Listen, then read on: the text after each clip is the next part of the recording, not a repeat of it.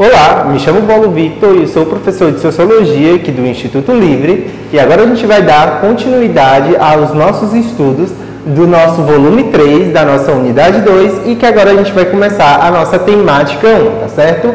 A gente vem estudando aí ao longo do nosso volume 3, né, nas nossas temáticas anteriores, questões relacionadas ao trabalho e relacionadas para a sociologia, de como a sociologia enxerga o mundo do trabalho, todas as suas características, todas as suas funções dentro desse mundo, né? Bom, a sociologia tem um olhar mais crítico para algumas coisas e um olhar também mais histórico, porque elas resgatam também muito a história do mundo do trabalho para tratar sobre os assuntos muito recorrentes da nossa época agora, atualmente. Então, um desses assuntos e de como ele se desenvolveu ao longo do período foi a própria organização do trabalho.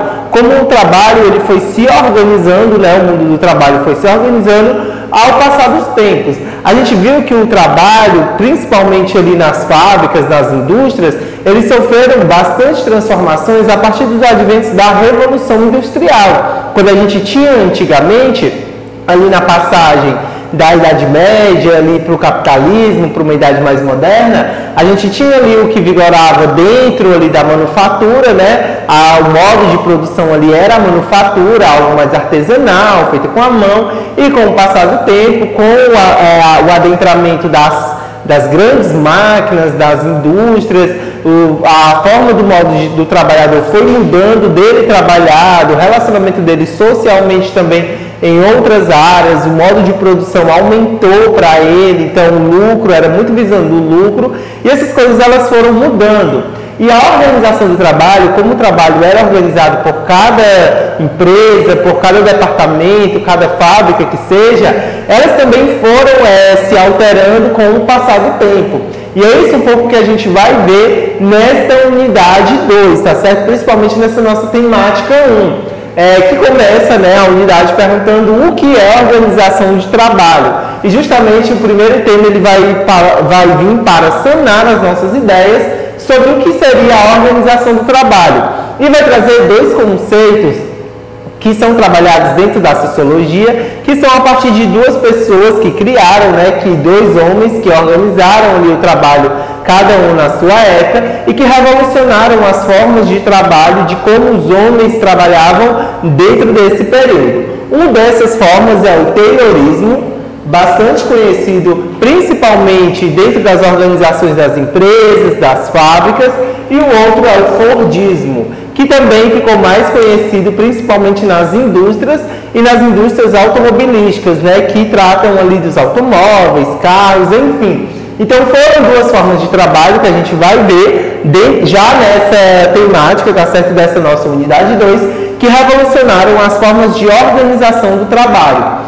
Também vamos estudar nessa nossa unidade 2 o que seria as organizações de trabalhos usadas nas empresas, né? Como eu falei, o Taylorismo e o Fordismo. E na nossa temática 2, no caso dessa nossa unidade, a gente vai estudar o mundo do trabalho das mulheres. E aí vocês podem estar fazendo essa pergunta de o porquê estudarmos o mundo de trabalho das mulheres, já que é um mundo de trabalho completo assim, dos seres humanos, de todas as pessoas. Porque com a especificidade no mundo do trabalho das mulheres. Porque quando a gente vai tratar do feminino em relação ao gênero, por ser o gênero feminino, a gente sobrevém outras demandas, outras cargas que diferencia do mundo do trabalho dos homens. No caso, quando eu falo homens, estou falando aqui no sentido masculino, tá certo? Do gênero masculino. O mundo do trabalho das mulheres é bem diferente justamente por conta das causas femininas e por conta do gênero alterarem toda essa dinâmica, principalmente quando a gente vai tratar sobre desigualdade, a desigualdade que tem no mundo do trabalho dos homens para o mundo do trabalho das mulheres. A gente tem sempre que lembrar que as mulheres elas foram inseridas no mundo do trabalho bem mais tarde do que os homens, quando a gente vai tratar um pouco ali da história. Então, os homens sempre estiveram ali no mundo do trabalho, no que se considerava o mundo do trabalho, né? No caso, como era o exemplo de força, nas fábricas, carregando ferros. Isso aí desde uma história mais antiga, quando a gente tinha ali os coletores e caçadores, que iam trazer a carne para o bando e as mulheres ficavam ali, mas cuidando das plantações e das proles, né? No caso das crianças e da sua família. Então, até aí, já se existia a diferença do trabalho destinado aos homens e no trabalho destinado às mulheres. E a história ela foi meio que replicando isso ao longo do tempo. Então, os trabalhos mais domésticos da casa sempre ficavam ao lado das mulheres e os trabalhos do homem era sempre fora da casa ali, era o que trazia o dinheiro e o sustento. Só que as mulheres, elas buscaram sua independência e foram inserir nesse mundo do trabalho, né?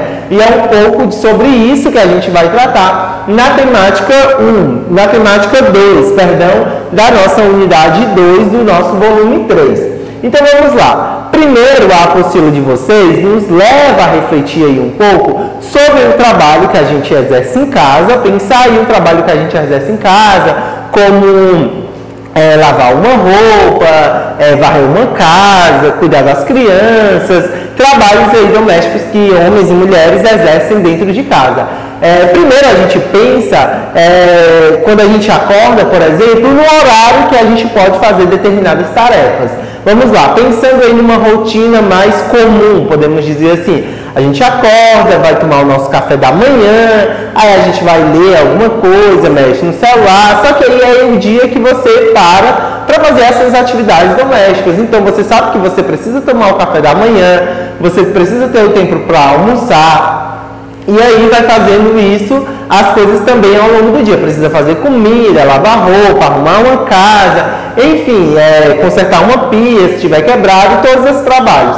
Só que você precisa, muitas vezes, dentro da sua cabeça, organizar em que momentos você vai fazer determinadas atividades. Bom, se para mim lavar uma louça eu preciso consertar a pia, então a primeira atividade antes de lavar a louça é consertar a pia que está quebrada, supondo, e depois eu vou lavar a louça. Então, a partir daí, você já fez uma organização dos seus horários.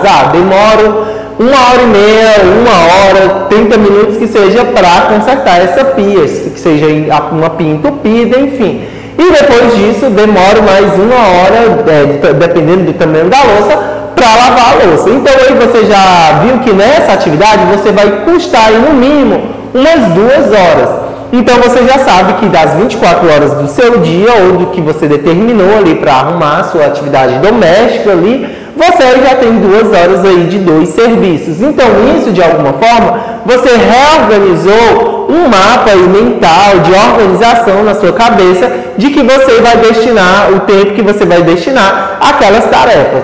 E isso não é muito diferente, por exemplo, do que as empresas fazem aí dentro dos seus locais de trabalho, dentro da sua organização. As empresas também, todas elas têm um tempo ali limitado para o funcionário exercer determinadas tarefas. E é isso, por exemplo, que todos os dois pensadores, podemos dizer assim, dessa época, tanto o Taylor quanto o Ford, eles pensaram justamente nessa organização e de como otimizar o tempo. Muitas vezes, quando a gente está exercendo tarefas domésticas, a gente não pensa, por exemplo, dessa forma, de como eu posso otimizar o meu tempo para que determinadas tarefas elas levem menos tempo, menos horas de serviço do que elas precisam fazer. Como a gente está aqui, por exemplo, na nossa casa, a gente não pensa muitas vezes nisso. Como eu posso otimizar o meu tempo aqui dentro dessa determinada tarefa? A gente vai fazendo ali, muitas vezes, no automático.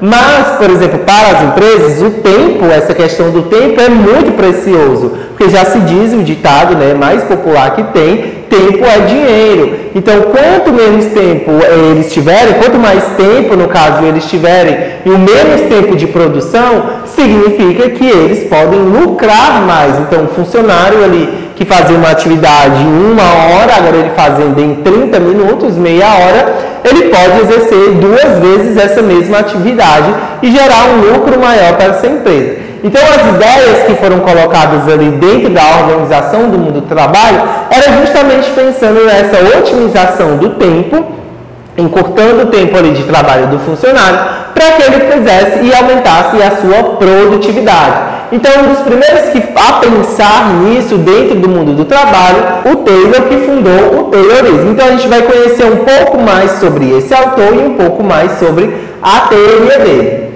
Bom, vamos lá. O Taylorismo. O Taylorismo foi criado por esse homem chamado Frederick Taylor, ele nasceu em 1856 e morreu em 1915, tá certo?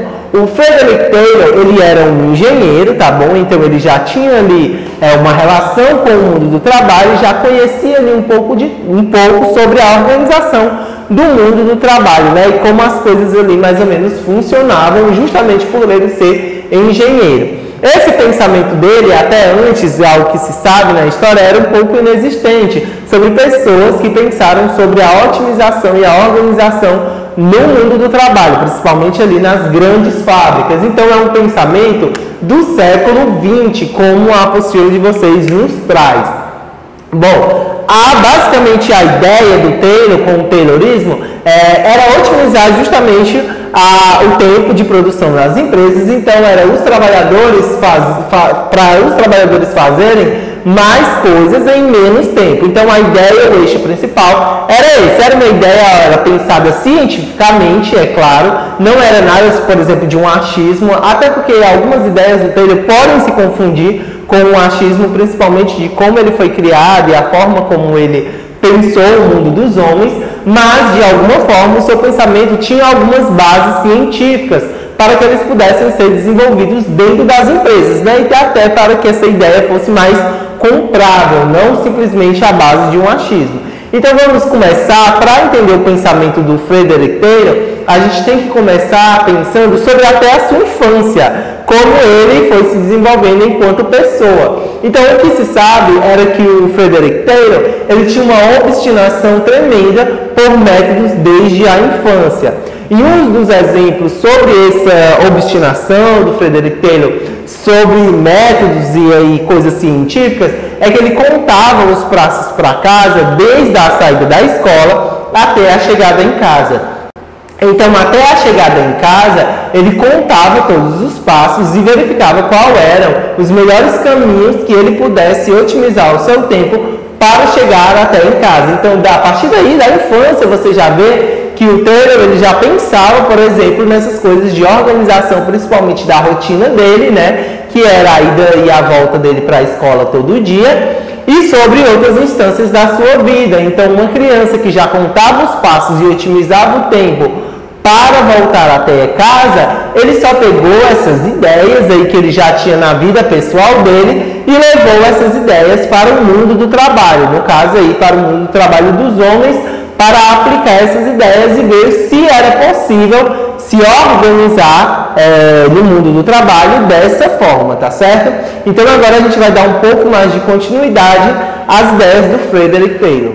Bom, então vamos dar continuidade aqui um pouco mais sobre quem era o Taylor, né, e como foi que ele desenvolveu um pouco disso. A gente viu que ele era um engenheiro, focado muito em organização e no mundo do trabalho, desde a sua infância, né, ele já era um pouco metódico sobre o caminho da sua escola. Mas vamos lá, como o Taylor, primeiramente, ele pensou sobre como otimizar o mundo do trabalho, o tempo. E quando a gente pensa normalmente na ciência relacionado a uma solução que seja, relacionado a alguma coisa sobre algo, sobre um objeto de pesquisa, algum problema que a gente vê na sociedade, é porque a gente encontra justamente algumas falhas, algumas lacunas neste problema social. Então, para o Taylor, ele observou também alguns problemas que existiam no mundo do trabalho. E um dos problemas apontados por ele era justamente os operários e como os operários eles trabalhavam. Para o Taylor, o operário ele lubridiava, né? No caso, ele passava a mão aí, ele escondia ali dos patrões um pouco sobre como era a organização do trabalho e como eles executavam determinados serviços. Para o Taylor, o patrão, basicamente, ele não sabia como aquele funcionário e qual era o tempo que aquele funcionário tinha para executar determinadas tarefas. Então é por isso que ele usa a palavra lubridiar. Eles lubridiavam ali os patrões, então os patrões meio que não sabiam como acontecia, por exemplo, aquela forma de trabalho, nem como otimizar aquilo, já que os funcionários e os operários, eles tinham ali todo o tempo, né? Toda a responsabilidade do tempo na produção dentro dessa fábrica. Então, o Taylor parte dessa problemática, né, sobre os funcionários para criar a sua teoria, no caso, aí, a sua forma de organização do trabalho.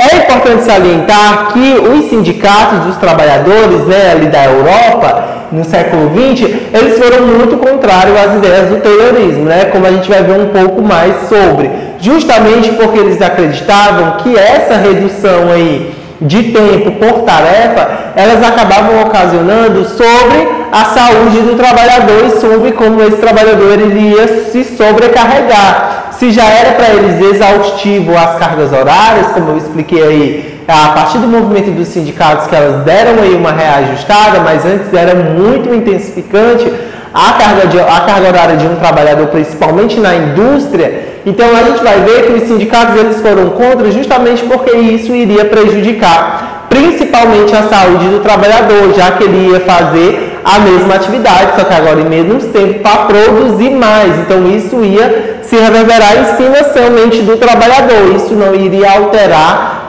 desgaste físico ou emocional, por exemplo, dos patrões, já que os patrões eles iam ficar com mais lucros a partir dessa intensificação do trabalho. Então, os sindicatos na Europa, eles foram contra isso nos anos de... Então, os sindicatos na Europa, eles foram contra aí no século XX sobre a organização do trabalho do Taylorismo, né, e sobre a implementação dela nas fábricas. Mas vamos lá, eu falei para vocês que o Taylorismo ele é algo que também é científico, né? Justamente porque ele traz toda uma comprovação a partir aí de métodos de observação. Então, a primeira coisa dentro da ciência, quando a gente tem algo a pesquisar, é identificar um problema, né? A gente pega alguma coisa ali da sociedade que a gente identifica que é um problema, que é algo que pode ser conversado, pode ser resolvido, pode ser mudado de alguma forma, tá certo? Então, para o Taylor, os operários ali, eles lubridiavam os patrões e escondiam ali o tempo de trabalho realmente necessário para determinadas tarefas. Então, ali o Taylor já encontrou o seu problema, né? Para a sua tese aí. Então, vamos lá. Taylor encontra o problema. Então, como isso vai se organizar a partir daí cientificamente? Primeiro, ele vai fazer o que a gente chama de observação dentro da ciência. Ele vai observar o ambiente ali ao qual ele acha que tem um problema para ele supor hipóteses a partir daí. Então, ele já identificou o problema. Então, primeiro, ele foi observar uma fábrica de ferro nos Estados Unidos e toda a sua organização de trabalho, tá certo? Primeiro, ele detectou que ali naquela fábrica haviam 75 trabalhadores. Então, nessa fábrica de ferro nos Estados Unidos, haviam 75 trabalhadores. E ele soube também, a partir das suas observações, que uma barra de ferro, por exemplo, que esses trabalhadores mexiam, carregavam aí por dia, elas pesavam, no caso, 45 quilos. Então, ele já sabia aí quanto era o peso que esses trabalhadores carregavam, no caso ali de uma barra, tá certo? E ao final do dia ele detectou que cada homem carregava ali em torno de 12,5 toneladas de ferro por dia. Aí a gente aí tem inúmeras barras de ferro, né, que pesavam 45 quilos e cada homem, aí ao final do dia por dia, no total ali da organização deles, eles carregavam 12,5 toneladas de ferro por dia. Então, o que o Taylor fez aqui, a partir de que ele foi observar essa fábrica nos Estados Unidos? Ele foi até, no caso, o seu experimento científico e o observou como um todo e como era a sua organização. Para ele constatar algumas mudanças, ao mesmo para ele indicar, ele precisava ver como esse ambiente de trabalho ele se organizava, né, e como as pessoas ali elas se organizavam a partir disso. Então foi a partir daí que ele viu essa organização dentro dessa fábrica de ferro e resolveu que ali ele poderia aplicar a sua teoria científica, tá certo? Então vamos aqui continuando. Bom, Taylor observou essa fábrica nos Estados Unidos, né? E observou ali o dia a dia de trabalho dos trabalhadores, como eles se organizavam e executavam os seus trabalhos. Aqui a apostila de vocês, tá certo? Na página seguinte, ela vai trazer o antes e o depois da implementação do Taylorismo nessa fábrica, né? Do Taylorismo. Então, aí ela vai falar como era o antes e como era o depois aqui para a gente constatar e depois a gente vê como o Taylor conseguiu fazer isso. Bom, antes, quando ele foi observar essa fábrica, ele viu que o número de trabalhadores era de 75 e as toneladas que cada trabalhador carregava por dia era de 12,5. Depois que foi aplicada nessa fábrica de ferro o Taylorismo, então esse método aí do Taylorismo, o número de trabalhadores continuou o mesmo, não se aumentou e não se diminuiu, era 75, só que a quantidade de toneladas de barra de ferro que esses trabalhadores começaram agora a carregar por dia e executando o trabalho no mesmo tempo, eles começaram a carregar por dia 47 toneladas de ferro por dia, um trabalhador. Então aqui a gente vê que é uma diferença enorme, principalmente porque se tem as mesmas quantidades do dia trabalhado ali do trabalhador, né? A gente tem a mesma quantidade de funcionários, que é 75, só que a gente tem agora uma produção dobrada do que os trabalhadores carregavam por dia, o que era antes era 12,5, agora a gente tem 47, né? A gente fazendo essa conta aqui um pouco, a gente vai ter 35,5 toneladas de ferro por dia a mais que esses trabalhadores agora eles conseguiram produzir. Então é um número que o Taylorismo dobrou significativamente grande, né? Justamente porque é basicamente mais da metade do que eles já faziam por dia. Então a pergunta que se fica aqui na nossa cabeça é como o Taylor, né, o Edward Taylor, ele consegue fazer com que essa produção ela dobre. Então, quando eu falo que é preciso a gente buscar um pouco sobre a vida do autor e sobre como o autor pensa, né, é justamente porque como ele pensa ali na sua vida pessoal, reverbera muito sobre a sua teoria científica,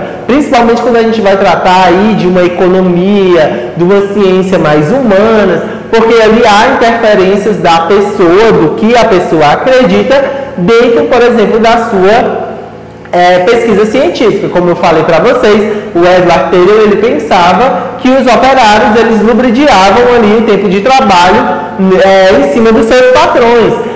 Ele não tinha nenhum método aí, até esse pensamento, ele não tinha nenhum método ali para provar que eles lubridiavam. Ele podia ter um caso ou outro. Era algo que ele acreditava a partir do momento que ele começou a observar fábricas. Aí depois, a ideia do Taylorismo é justamente uma ideia científica, né, de como ele pensou isso cientificamente. Então, já que ele pensava dessa forma, ele pensava também, por exemplo, para os homens, né, para o mundo dos homens. Ele acreditava que na nossa sociedade existiam dois tipos de homens dentro do mundo do trabalho.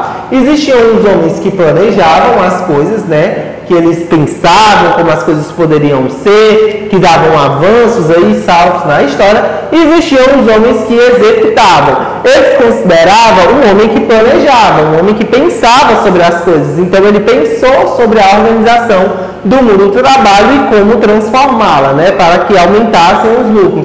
E justamente ele pensou nos homens das barras de ferro, dos trabalhadores ali nas barras de ferro, porque são homens que estão ali executando simplesmente o trabalho. O trabalho deles é somente pegar aquelas barras de ferro e levar para um determinado local. É somente esse o trabalho. Então é justamente por isso que ele fala que é os homens que executam.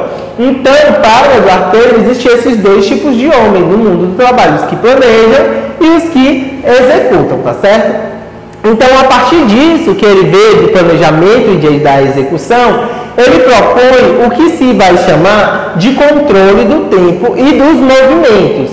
É basicamente levando ao pé da letra essa teoria, podemos dizer assim, é o controle do tempo dos trabalhadores através dos movimentos dele, então, tá certo? Então, quando ele vê que ele pode, por exemplo, observar aquele trabalhador, ver quanto tempo é o movimento que ele executa determinadas tarefas, ele pode ali fazer alguns reajustes, algum ajuste no tempo de trabalho daquele trabalhador. Na verdade, ele pode alterar os movimentos daquele trabalhador. Então, é justamente por isso que a gente tem esse salto de toneladas carregadas por dia pelos mesmos trabalhadores, de 12,5 a 40, que vai para 47 toneladas. Bom, agora a gente vai entender um pouco mais sobre o que é esse controle do tempo e dos movimentos dos trabalhadores propostos pelo Edward Taylor, tá bom? Bom, dando continuidade aos nossos estudos, tá certo, sobre Taylorismo, a gente vai ver agora um pouco como era essa questão do controle do tempo dos trabalhadores que Taylor pensou, né? Bom, para o Taylor, o empregado, ele teria, no caso ali o operário, ele teria que ter todo o controle dos seus movimentos ali dentro do seu local de trabalho. Tanto quando se falava-se em horas do ócio, né, ir ao banheiro e fazer necessidades básicas, quanto também esse trabalhador teria que ter o tempo dele, o movimento dos tempos dele, quando ele estava executando alguma tarefa ali do seu dia a dia de trabalho. Então, para o Taylor, esse empregado, ele teria que ter o tempo do controle de todos os seus movimentos, seja para qualquer função que ele for fazer, né? Assim, tendo esse controle do tempo, dos movimentos, eles não fariam o que o Taylor vai chamar de cera, que era o que ele falava de lubridiar os patrões, né? Mas como ter esse tempo e como ter esses controles desses movimentos? O Taylor pensava para ele que a cada tarefa que ele fazia, que aquele trabalhador fosse fazer, ele precisava, por exemplo, contar o seu tempo. Se ele fosse, por exemplo, carregar uma barra de ferro por, vamos supor, 1 quilômetro, por exemplo, digamos assim, como um exemplo, ele vai carregar essa barra de ferro por 1 quilômetro. Então, ele tinha que ter controle desse tempo. Na primeira vez, ele fez supondo, em 20 minutos, ele carregou uma barra de ferro lá que ele costuma carregar por 1 quilômetro em 20 minutos. Então, aquele poderia ser um tempo padrão, mas ele poderia reduzir aquilo, ou tendo como base os outros trabalhadores. O outro trabalhador fez em menos tempo, então esse trabalhador também é capaz de igualar ao tempo do outro, até que se encontrasse um tempo ali, base, podemos dizer assim. Então, vamos dizer assim que um trabalhador conseguiu fazer em 1 quilômetro que ele percorreu, com essa barra de ferro que pesava 45 quilos, ele conseguiu ali percorrer em 15 minutos, ali, vamos dizer que foi o tempo dele, ou menor que isso, né? Mas vamos dar um exemplo de 15 minutos, 1 quilômetro em 15 minutos com uma barra de ferro de 45 quilos. Então, esse tempo era o tempo padrão ali para aquela empresa. Então, todos os trabalhadores tinham que se espelhar naquele tempo e adequar todos os seus movimentos para bater aquele tempo. A partir daí, dessa ideia, percorrida ali pelos 75 trabalhadores daquela fábrica, né, de ferro, que se conseguia dobrar, porque antes um trabalhador fazia em 15, o outro fazia em 20, o outro fazia em 30 minutos, em tempos diferentes. Então, vocês não tinham uma padronização ali do tempo dos trabalhadores. Era por isso que o Edward Taylor, ele tentou pensar justamente na organização do trabalho através do tempo de movimento dos trabalhadores. E aí eles não poderiam fazer o que para eles seria o chamado cera, né? Eles não poderiam ali lubridiar o seu tempo de trabalho para os patrões. Então, buscando saber disso, para o Edward Taylor, ele falava que os trabalhadores precisavam obedecer a esses comandos. Então, todo trabalhador que estava ali naquela fábrica dos 75, todos os 75 eles precisavam obedecer a este comando padrão, no caso que era de percorrer, aqui o exemplo que a gente usou, 1 quilômetro com essa barra de ferro por 15 minutos. Então, este era o tempo padrão daquela fábrica nos Estados Unidos. Então, todos os trabalhadores dos 75, eles precisavam obedecer a este comando para que se pudesse dobrar ali a produção quando chegasse no final do dia e também no final do mês, né? Só que a partir daí ele viu que nem todos os 75 trabalhadores ali, eles iriam conseguir fazer dentro desse tempo padrão, eles iriam conseguir atingir esse tempo padrão ali por infinidade de demandas, né? Seja de demanda física, emocional, pessoal. Então ele viu que ali nem todos iriam obedecer a este padrão, então ele precisava deixar os melhores ali no caso, ou fazer um reajuste ali no tempo de cada um. Então foi daí que ele pensou em uma seleção científica do trabalhador, em selecionar o trabalhador que fosse entrar em determinada fábrica, né? Selecionasse o seu porte físico, selecionasse o emocional de alguma forma, fazer uma seleção daquele trabalhador o mais apto para aquela produção e para aquele tempo padrão ali daquela fábrica, né? Então, a partir daí começou-se a ter as seleções. Então, que antes os trabalhadores só chegavam e começavam a trabalhar dentro das fábricas, agora existia uma seleção para entrar dentro dessas fábricas e você precisava ser apto para começar o trabalho ali dentro daquela fábrica. Só que essa seleção, o Edward Taylor viu que por ela só ali, ela já não era o suficiente para aqueles trabalhadores, né? Então essa seleção ela precisava vir acompanhada de um treinamento, né? Então ali começou-se também a ter os treinamentos antes de entrar dentro das fábricas, de ali trabalhar veementemente, de vias de fato ali dentro das fábricas. Então esses treinamentos eles também foram elaborados pela ideia que a gente chama de Taylorismo, tanto a seleção científica desses trabalhadores como o treinamento executado por essas empresas para esses trabalhadores.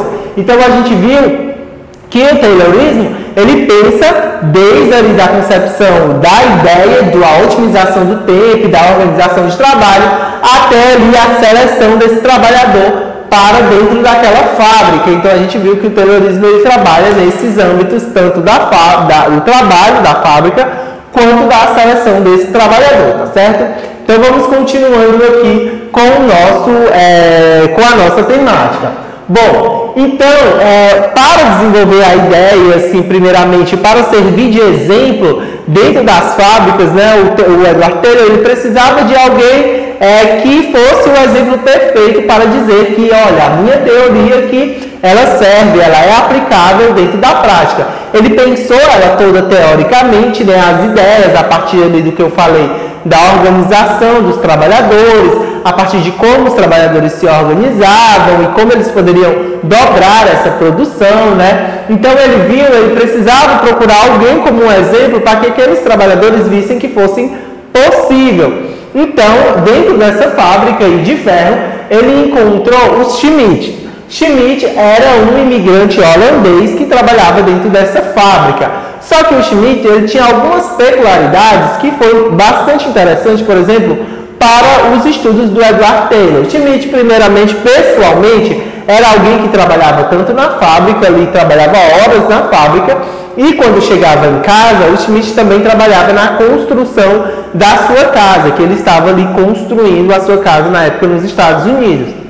Então, ele meio que cumpria uma dupla jornada de trabalho, né? Ele trabalhava tanto na fábrica, quanto ele trabalhava também na casa. Então, para isso, para o Edward Taylor foi ótimo, porque ele já viu ali que ele era um trabalhador sagaz, que ele tinha ali um espírito de trabalhar, tanto trabalhava em casa, chegava mesmo que cansado da fábrica, iria trabalhar na construção da sua própria casa.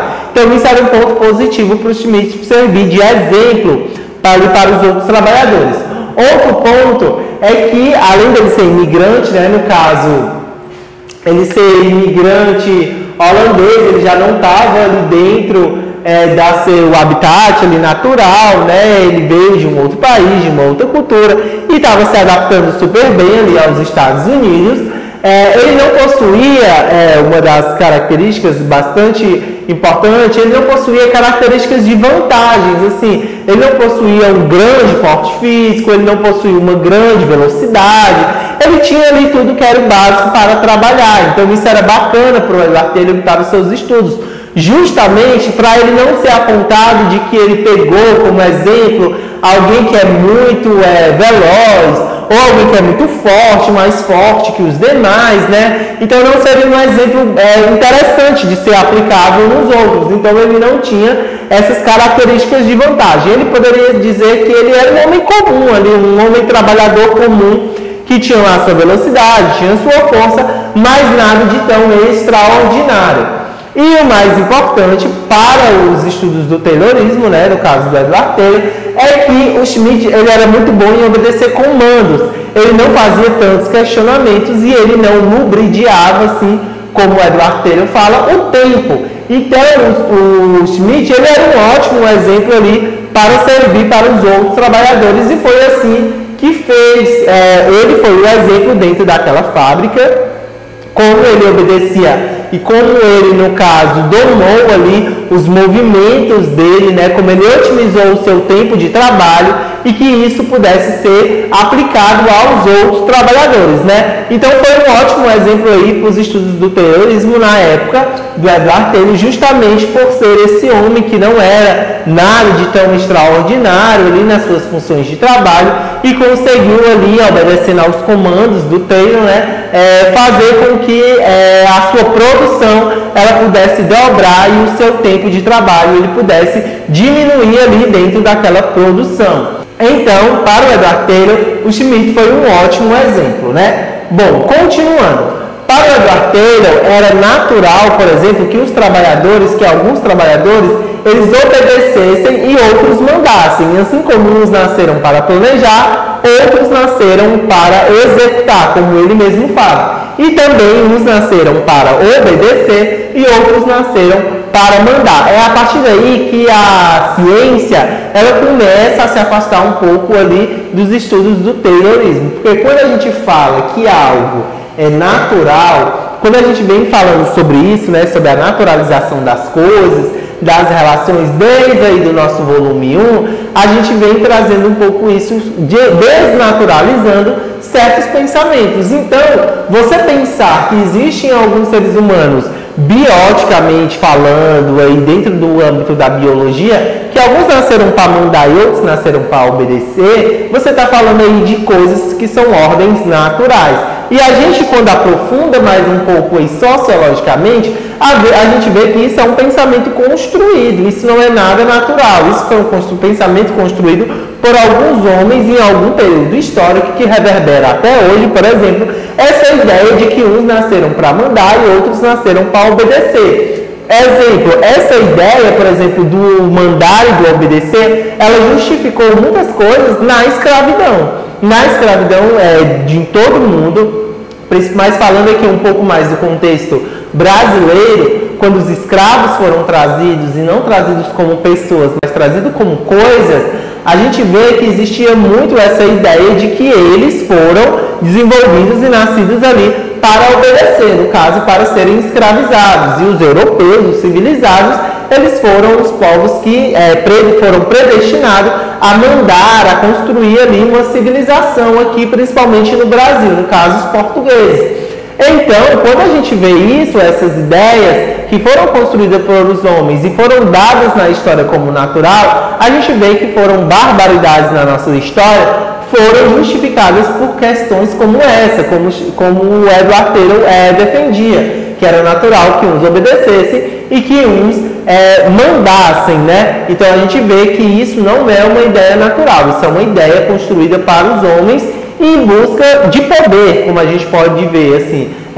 Muitas dessas ideias foram justificadas justamente quando o homem queria ter poder sobre algo. Então ali os portugueses queriam ter poder sobre os escravos, primeiramente sobre os índios e depois pelos escravos trazidos ali do continente africano. E uma categoria que o nosso autor, o Edward Taylor, coloca é que esses homens que nasceram para obedecer, eles são do tipos bovinos. Então aí ele faz um paralelo com o mundo animal, né? Então com vacas, bois, aí, todos os animais dentro desse grupo dos tipos bovinos, que muitas vezes são mandados, aí, recebem ordem dos humanos, principalmente em fazendas, aí, na agricultura. Então ele traz esses homens que são colocados como homens que nasceram para obedecer, como dos tipos bovinos. Então tem um paralelo muito forte aí em relação aos animais. Então essa era basicamente a sua teoria, e uma das coisas que ele precisava ainda, além de otimizar o tempo e os movimentos dos trabalhadores, era reduzir o número de trabalhadores. Então executar na mesma quantidade, né, executar no mesmo tempo ali, poldando todos os movimentos, e ainda reduzir os trabalhadores. Então era por isso que os sindicatos foram muito ferrenhos e contrários ao taylorismo, porque basicamente essa ideia favorecia principalmente aos patrões e, no caso, reduzia ali bastante o número de empregados e, no caso, causava um maior desemprego. Então, um pouco dessa ideia foi sobre o que é o taylorismo. Agora eu vou fazer um pequeno resumo para vocês, para a gente prosseguir aí na nossa também atividade. Então, gente, agora a gente vai para um breve resumo, tá certo? sobre a nossa temática 1 da nossa unidade 2 do nosso volume 3, né? Que é a organização do trabalho. A gente vai aqui para a primeira parte que a gente explicou um pouco sobre o que era o Taylorismo, né? Do Frederick Taylor.